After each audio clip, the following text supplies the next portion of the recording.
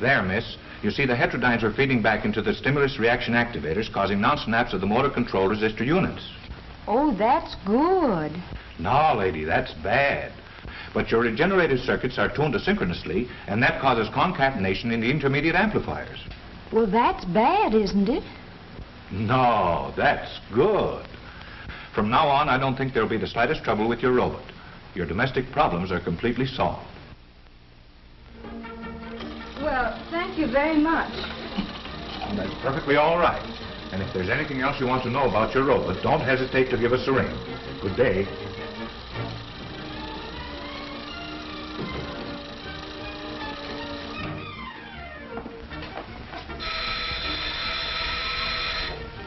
Rollo, answer the door.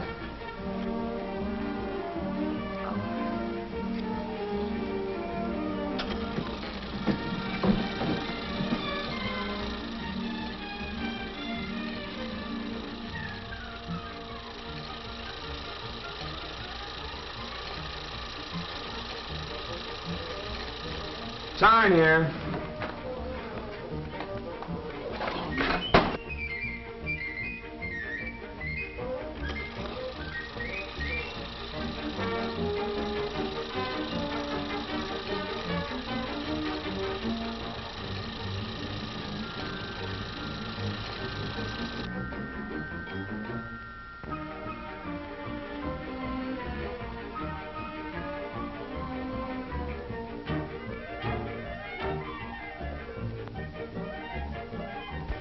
Lars, Rollo, fix.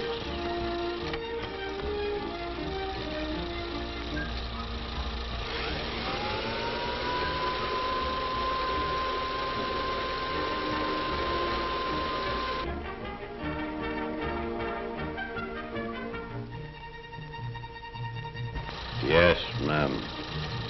Rollo, get.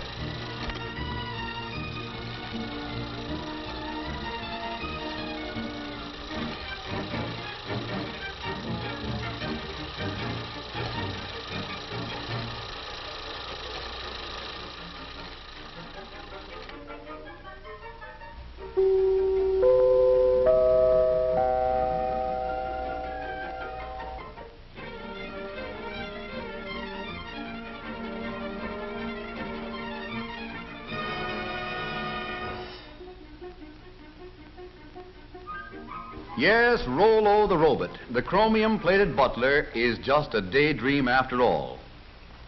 But not so Rollo's little brother and sister robots, the millions of small mechanical servants that never ask for afternoons off, the amazing machines and gadgets that almost seem to think for themselves. The tiny clockwork brains and heat regulators on our kitchen stoves apparently do almost everything except read the cookbook.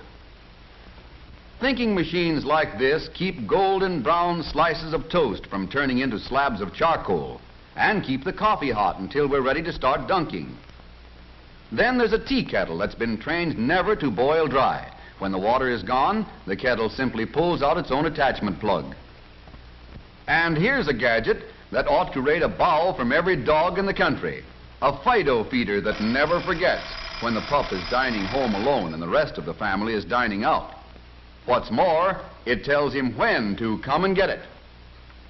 In offices and schoolrooms, too, robots have learned to turn on the lights. This little electric eye measures the amount of daylight coming in the windows. When the light level outside drops below the requirement for good visibility, this robot throws a switch, and the first bank of lights goes on. No robot machine has ever been accused of being absent-minded or careless at its work. Here, a robot that never sleeps nor winks, nor looks out the window, stands guard over the men who work at this giant press. As long as the robot can see the man, the press won't budge an inch, and that's mighty important on a big job like this. Did you ever hear of anyone getting his lap caught in an elevator door?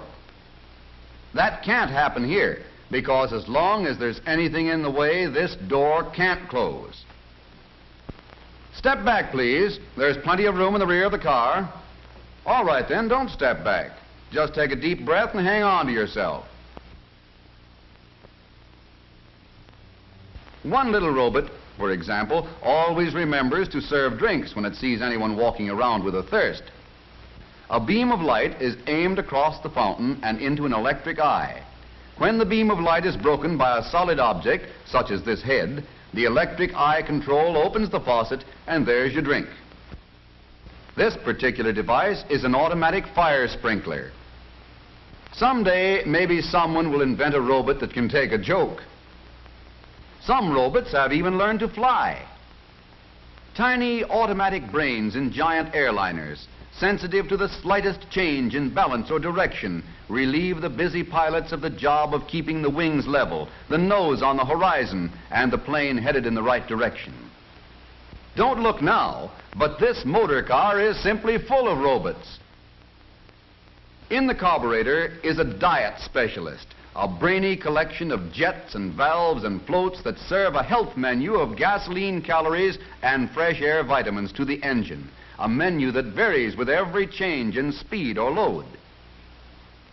The engine likes its meals served not too hot and not too cold.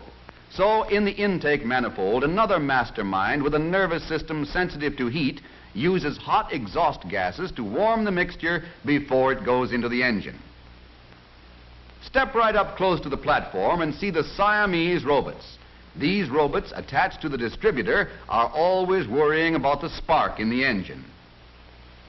One is sure that the spark ought to be advanced. The other is equally sure that it ought to be retarded just a trifle.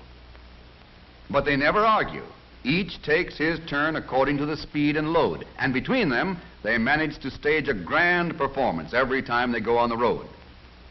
One little robot, a very small but intelligent brain, sits up back of the engine in the voltage regulator and keeps close tabs on the generator to see that the generator makes enough current to keep the battery fully charged, but not too full.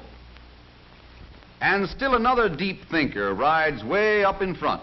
Its job is to keep water from cooling off in the radiator until the engine is warmed up to a good working temperature.